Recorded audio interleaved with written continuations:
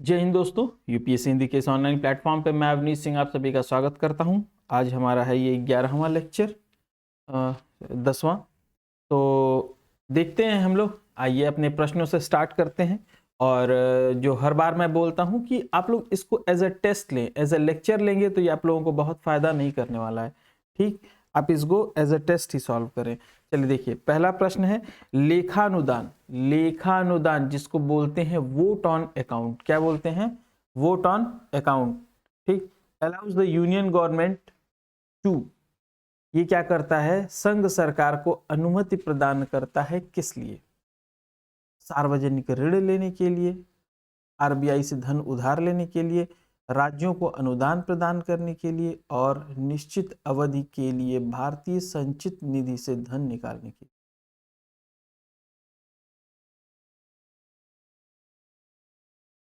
तो पहले प्रश्न का आपका उत्तर है डी, निश्चित अवधि से, निश्चित अवधि के लिए भारतीय संचित निधि से धन निकालने के लिए, to withdraw money from the consolidated fund of India for a fixed period.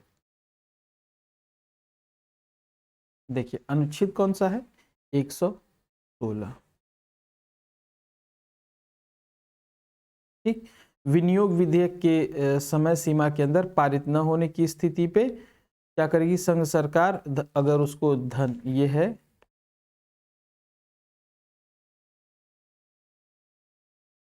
धन की आवश्यकता हो, तो लोकसभा लेखानुदान के माध्यम से निश्चित अवधि के लिए संचित निधि से अग्रिम धन क्या करेगी? वो प्रदान करने की शक्ति है। निम्नलिखित प्रस्तावों में से किसका संदर्भित संबंध संघीय, किसका संबंध संदर्भित है? ये किसका संबंध संघीय बजट से है? बताइए। Censure motion, attention motion, adjournment motion और कट मोशन।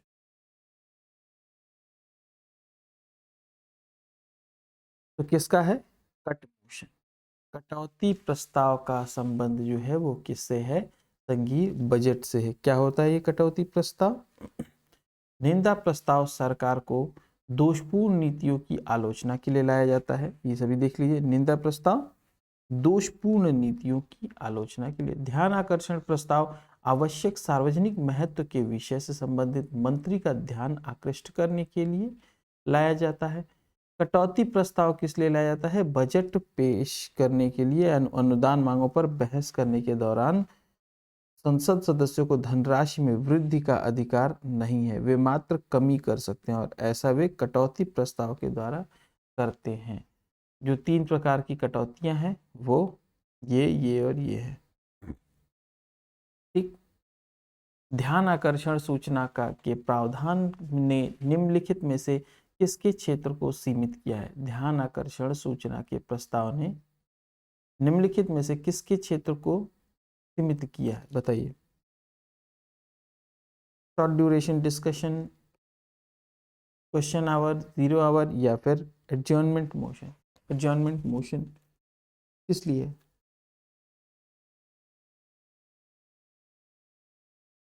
एडजर्नमेंट मोशन जिसको हिंदी में हम कहते हैं स्थगन प्रस्ताव, जिसको हम हिंदी में क्या कहते हैं? स्थगन प्रस्ताव। ठीक, भारतीय संसद की संप्रभुता प्रतिबंधित है। भारतीय संसद की जो संप्रभुता है वो किससे प्रतिबंधित है? The sovereignty of India of parliament of India is restricted bye.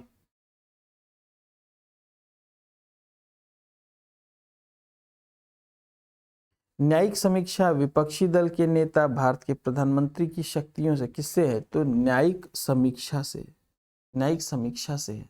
Judicial review. ठीक, जुडिशियल रिव्यू पूछता है कहां से लिया गया है, तो कहां से लिया गया है वो? सॉरी,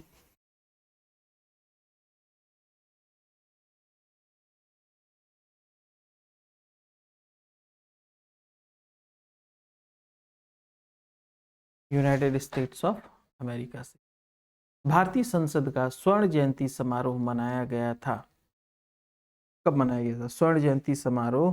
कब बनाया गया था। ये तो चीजें रटी होनी चाहिए, बिना रटे तो नहीं कर पाएंगे आप। अब सोचिए इसको कॉन्सेप्ट लगा करके आप कर लिए तो क्या ही कॉन्सेप्ट लगाएंगे इसमें।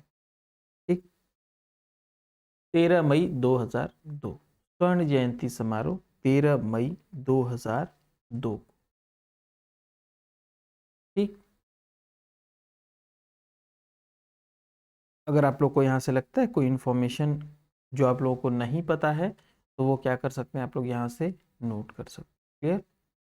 वह कौन राष्ट्रपति नेता था, राष्ट्रवादी नेता था, वह कौन राष्ट्रवादी नेता था जो 1925 में केंद्रीय विधानसभा का अध्यक्ष चुना गया था, यानी कि केंद्रीय विधानसभा का स्पीकर चुना गया था, कौन था?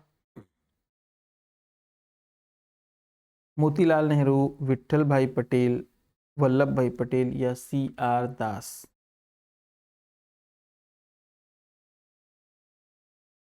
तो विट्ठल भाई पटेल थे। विट्ठल भाई पटेल थे जिन्हें 1925 में केंद्रीय विधानसभा का अध्यक्ष चुना गया। संसद के स्थायी समिति के सदस्यों को लोकसभा एवं राज्यसभा के किस अनुपात में लिया जाता है? संसद के स्थायी समिति के सदस्यों को लोकसभा एवं राज्यसभा के किस अनुपात में लिया जाता है?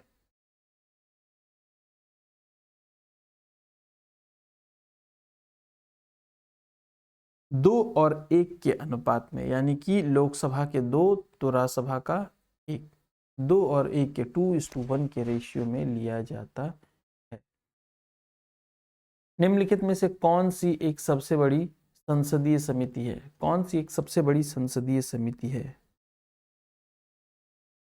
लोक लेखा समिति, प्राक्कलन समिति, सरकारी उपक्रम समिति या याचिका समिति?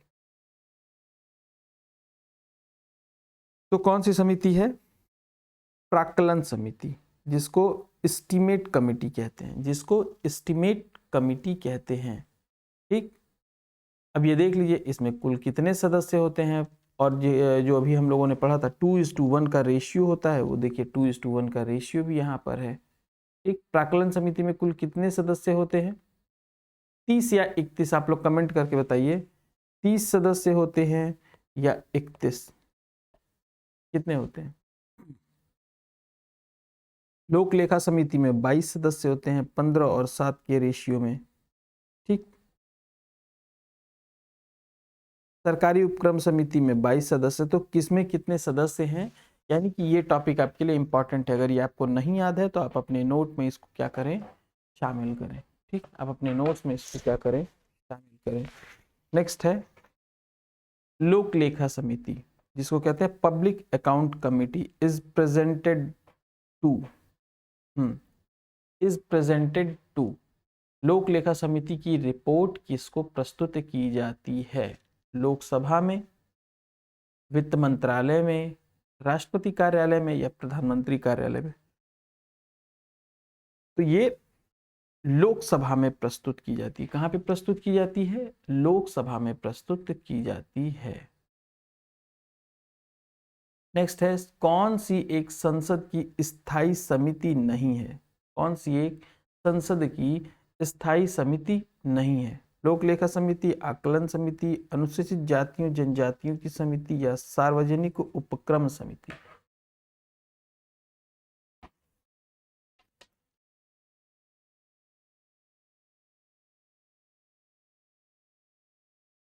कौन सी समिति जो है स्थायी समिति नहीं है? बताइए। सार्वजनिक उपक्रम समिति या लोक लेखा समिति? बताइए। आइए देखते हैं संसद में कितनी तरह की समितियां होती हैं। संसद में कितने तरह की समितियां होती हैं? ये जो है 2 तरह की, स्टैंडिंग स्थायी समिति और एडहॉक कमिटीज, यानी जिनको तदर्थ समिति बोलते हैं। ठीक, तो आप इनकी क्या कीजिए, लिस्ट बना लीजिए। कौन सी जो है स्थायी समितियां होती हैं, कौन सी एडहॉक कमिटीज होती हैं, कौन सी स्टैंडिंग कमिटीज होती हैं, कौन कौन सी एडहॉक कमिटीज होती हैं। इनकी अलग अलग लिस्ट बना करके उनको क्या करें आप याद कर जाएं। यहाँ पे जो चारों हैं वो क्या है, स्थायी समितियां हैं, इसमें से कोई भी एडहॉक कमिटी नहीं है। भारत के नियंत्रक महालेखा परीक्षक की ऑडिट रिपोर्ट का परीक्षण कौन करता है? ऑडिट रिपोर्ट का परीक्षण कौन करता है?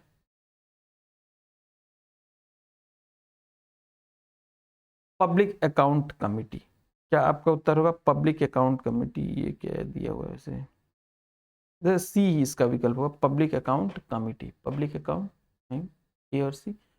देखते हैं। भारतीय संसद की लोक लेखा समिति भारत सरकार के विनियोग तथा वित्त लेखाओं की जांच करती है। उस पर भारत का नियंत्रक महालेखा परीक्षक की ऑडिट रिपोर्ट का परीक्षण करती है। इसके अतिरिक्त संसद की लोक उपक्रम समिति सार्वजनिक क्षेत्र के उद्यमों के संदर्भ में नियंत्रक महालेखा परीक्षक की ऑडिट रिपोर्ट का परीक्षण करती है। तो ये दोनों हो सकता है। ठीक, किसके बारे में संसदीय समिति गठित नहीं की गई है? किससे रिलेटेड संसदीय समिति गठित नहीं की गई है? सार्वजनिक उद्यमों के बारे में, public enterprises, government assurance, about estimate committee, about welfare of minorities. तो वेलफेयर ऑफ माइनॉरिटीज के लिए क्या किया गया है? कमिटी नहीं गठित किया गया। खाद्य मिलावट निवारण अधिनियम, खाद्य मिलावट निवारण अधिनियम प्रथम बार कब लागू किया गया था? ये तो रटा हुआ होना चाहिए, इन सब का कोई विकल्प ही नहीं बचता। अगर ये सब प्रश्न आ गए और अगर याद नहीं है जुबान पे, डेट नहीं याद है, तो आप नहीं कर पाएंगे कोई कॉन्सेप्ट लगाने में। फिर इतना नजदीक नजदीक डेट है कि 1954, 1954। 2G स्पेक्ट्रम मुद्दे की जांच करने के लिए, 2G स्पेक्ट्रम मुद्दे की जांच करने के लिए बनाई गई संयुक्त संसदीय समिति में शामिल है। कौन सा शामिल है, देख के बताइए। कितने लोग शामिल हैं? दोनों सदनों के प्रत्येक 15-15 सदस्य, प्रत्येक से 15-15। फिर यहाँ 3:2 का रेशियो हो जाएगा। तो आप रेशियो के हिसाब से, कॉन्सेप्ट से अगर जाए तो 20 सदस्य लोकसभा और 10 सदस्य राज्यसभा से ये बी वाला सही होने की उम्मीद है। हाँ, बी ही सही है, बी ही सही है। घरेलू हिंसा में महिला संरक्षण अधिनियम कब लागू हुआ? महिला संरक्षण अधिनियम कब लागू हुआ घरेलू हिंसा में? डेट बताइए। अब देखिए, ये तो और नज़दीक डेट है, ये तो और करीब डेट है, ये तो बिल्कुल रटा हुआ होना चाहिए। तो इसका आंसर है 26 अक्टूबर 2006। अब अगर ये नहीं याद है किसी को तो तुरंत कॉपी पे नोट कर लीजिए, तुरंत अपने बगल में कॉपी रखिए, उसको नोट कर लीजिए। फिर ये बस वीडियो देखने का कोई मतलब नहीं रहे, क्योंकि एग्जाम जब 4 महीने बाद, 3 महीने बाद होगा तो ये आपको याद नहीं रह जाएगा, तब तक भूल जाएगा कि 26 अक्टूबर बताए थे कि 16 अक्टूबर बताए थे कि 2006 था कि 2016 था। सूचना का अधिकार क्या है? राइट टू इंफॉर्मेशन क्या है? सूचना का अधिकार बताइए। मूल अधिकार है, विधिक अधिकार है, मूल या विधिक अधिकार दोनों है, या फिर क्या है ये? राइट टू इंफॉर्मेशन, यह क्या है? एक विधिक अधिकार हो सकता है। यह विधिक अधिकार के साथ हम लोग चलते हैं आगे, भी विधिक अधिकार है ये। ठीक, मूल अधिकार, एक सेकंड। सूचना का अधिकार वर्ष 2005 के संसदीय अधिनियम के तहत एक विधिक अधिकार है। सर्वोच्च न्यायालय ने अपने एक निर्णय में इसे अनुच्छेद 19(1) क के तहत प्रत्येक वाक और स्वतंत्रता की अभिव्यक्ति के मूल अधिकार में निहित माना है। यानी कि इस तरह से ये है तो विधिक अधिकार, लेकिन इसमें भी सुप्रीम कोर्ट इसको क्या कर रहा है? शामिल मानता है 19(1)(a) में। तो इस तरह से ये क्या हो सकता है? इसको हम लोग एक मूल अधिकार भी मान सकते हैं। तो अब देखिए, एग्जाम में शायद मेरे सामने आता तो मैं इसको विधिक अधिकार, लीगल राइट मार करके आगे बढ़ जाता, मैं शायद बी ऑप्शन के साथ चला जाता। तो मैं इसको अपने कॉपी में क्या करूंगा? नोट कर लूंगा।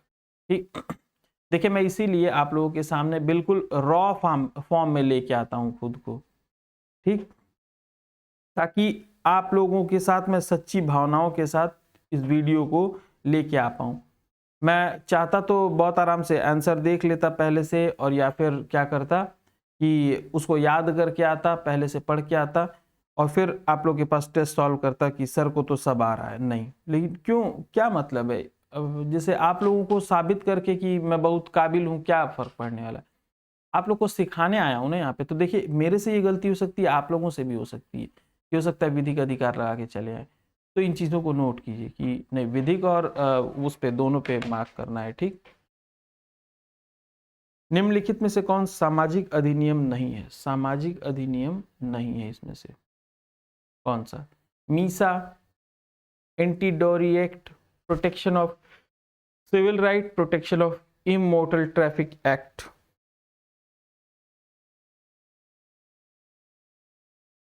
ये मीसा है क्या? ये बताइए कि मीसा है क्या? ये Misa maintenance of internal security act, ठीक। तो ये वाला जो है मीसा जो है, ये क्या है? सामाजिक अधिनियम नहीं है, सामाजिक अधिनियम नहीं है। हाँ, maintenance of internal security act नामक आंतरिक आंतरिक सुरक्षा अधिनियम 1971 में बना था और 77 में इसको निरस्त कर दिया गया था।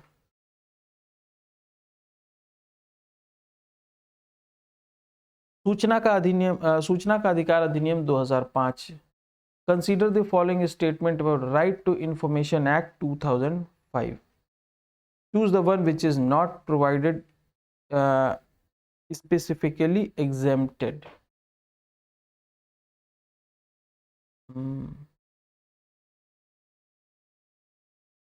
इसमें काफ़ी वो हो गया होगा, जम्मू कश्मीर से related. It is not applicable in the state of Jammu and Kashmir.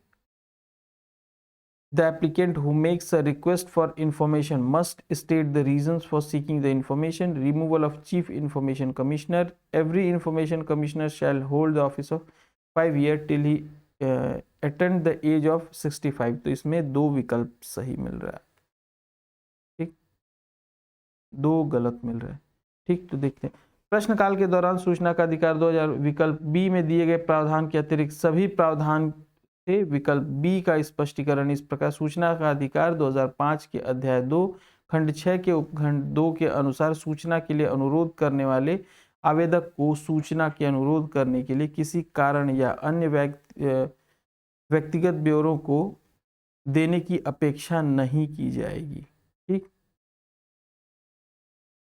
Clear. ये भी सही है। अब देखिए क्या हो गया, ये 3 वर्ष या 65 वर्ष कर दिया गया, तो ये वाला भी विकल्प जो है वो गलत हो जाएगा, ठीक। तो इन दोनों विकल्पों के साथ हम लोग जाएंगे। चलिए आगे चलें, question number 19। Criminal tribes act सर्वप्रथम किस अधिनियम द्वारा लागू हुआ? क्रिमिनल ट्राइब्स एक्ट सर्वप्रथम किस अधिनियम द्वारा लागू हुआ? 1852, 1924, 1911 और 1871। तो क्रिमिनल ट्राइब्स एक्ट 1871 में ये जो है लागू हुआ था, ऑप्शन नंबर सी के साथ, ठीक। ऑप्शन नंबर सी 1871, हाँ 1871 में ही ये लागू हुआ था। संसद का सूचना का अधिकार अधिनियम राष्ट्रपति द्वारा कब स्वीकृति मिली थी इसको? 15 मई, 15 जून, 5 जून, 12 अक्टूबर। 15 जून 2005 को इसको राष्ट्रपति द्वारा स्वीकृति मिली थी। इसको सूचना का अधिकार, राइट टू इंफॉर्मेशन एक्ट। किस उच्च न्यायालय ने अपने महत्वपूर्ण फैसले में कहा है कि आरटीआई आवेदक को सूचना के अधिकार के अंतर्गत सूचना मांगने का कारण अवश्य बताना चाहिए? किस बात में बोला गया है? कोलकाता, मुंबई, इलाहाबाद या मद्रास? मद्रास उच्च न्यायालय ने ऐसा कहा, ऑप्शन नंबर डी। मजदूर किसान शक्ति संगठन नामक सामाजिक आंदोलन भारत में निम्न में से किससे संबंधित है? मजदूर किसान यानी द सोशल मूवमेंट कॉल्ड मजदूर Kisan Shakti Sangathan is related to which of the following act? बताइए।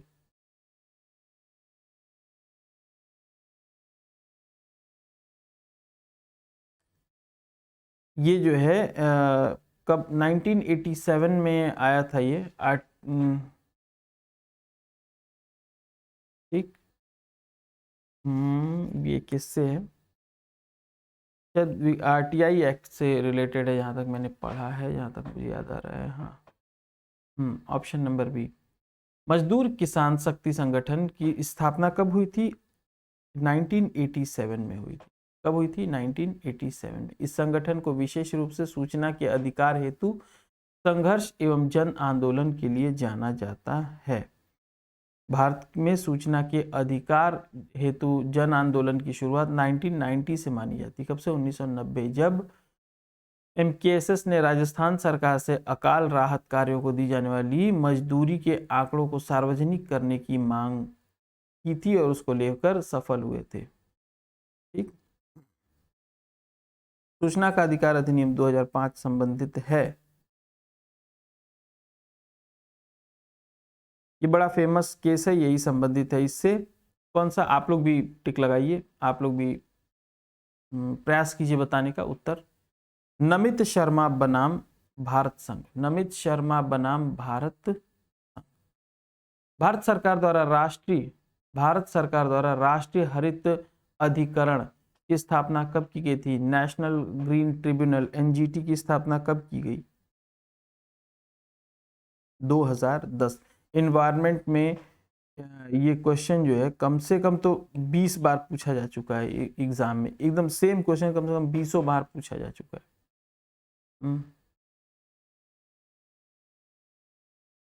Which is not correctly matched. Company अधिनियम 2013, भारतीय संविदा अधिनियम 1870, साझेदारी अधिनियम 1932, वस्तु क्रय अधिनियम 1930। कौन सा इसमें से नहीं मैच्ड है? सही देखते हैं कौन सा नहीं मैच्ड है। डेट मुझे भी कंफर्म नहीं याद है। ठीक, तो देखते हैं और इसको अपनी कॉपी में हम लोग नोट करते हैं। जो हम लोग से गलत होगा, जो सही वाला वो भी नोट करना है। ये नहीं कि ये अगर ये वाला गलत है तो हम सिर्फ इसी को नोट करेंगे, नहीं, तीनों को नोट करेंगे। ये चारों डेट एग्जाम में अगर चारों में से अगर एक आ गया तो गलत होने की प्रोबेबिलिटी है वहाँ पे, इसलिए हम लोग चारों को नोट करेंगे। ठीक, तो कंपनी अधिनियम 2013, भारतीय संविदा अधिनियम 1872, साझेदारी अधिनियम 1932 और क्रय नियम 1930, वस्तु विक्रय अधिनियम। तो यानी कौन सा गलत है? भारतीय संविदा अधिनियम। कितना है यहाँ पे? कॉन्ट्रैक्ट एक्ट 1870 दिया और यहाँ पे 72 दिया हुआ है। ठीक, तो इसको आप लोग नोट कर। भारत की संसद द्वारा आपदा प्रबंधन अधिनियम कब पारित हुआ? आपदा प्रबंधन अधिनियम कब पारित हुआ? ये तो याद होना चाहिए, रिपीट किया हुआ है कई बार का। 2005 में, 2005 में आपदा प्रबंधन अधिनियम लागू हुआ। भारत सरकार ने वन संरक्षण अधिनियम किस वर्ष में अधिनियमित किया? वन संरक्षण अधिनियम, ये भी कम से कम 10 बार रिपीटेड है। ये पॉलिटी में दे दिया गया है ये प्रश्न, लेकिन ये एनवायरनमेंट में भी ये क्वेश्चन कई बार रिपीट किए जा चुके हैं। 1980। कब? 1980, 1980। ये सब तो क्वेश्चन आ जाए तो एकदम तुरंत मार देना चाहिए सामने। भारत के सर्वोच्च न्यायालय में न्यायाधीशों की वर्तमान संख्या क्या है? वर्तमान स्वीकृत संख्या क्या है? बताइए आप लोग। 30 है या 31 है? कमेंट करके बताइए आप लोग।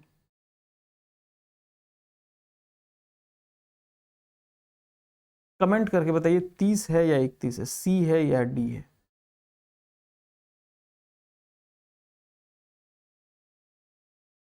बताइए। डी होना चाहिए। 31 पहले था।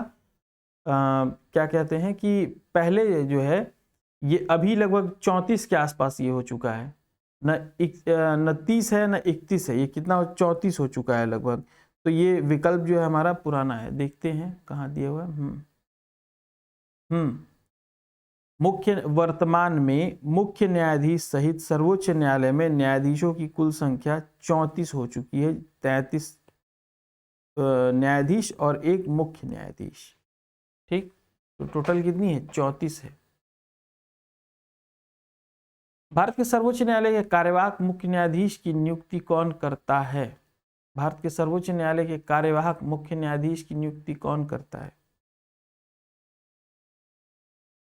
राष्ट्रपति करते हैं। कौन करता है? राष्ट्रपति करते हैं, प्रेसिडेंट करते हैं। ठीक।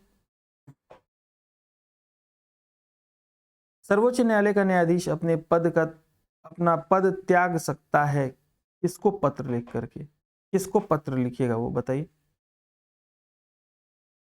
राष्ट्रपति उनकी नियुक्ति करते हैं, तो राष्ट्रपति को ही पत्र लिख करके ये क्या करेंगे? अपना त्याग पत्र देंगे। तो 30 का हो गया क्या? विकल्प बी उत्तर। ठीक। तो आज के लिए इतना ही। आप लोग अपना नोट्स मेंटेन किया करिए। ठीक। तो आज के लिए इतना ही। देखते हैं बाकी क्वेश्चन हम लोग अपने नेक्स्ट लेक्चर में। जय हिंद।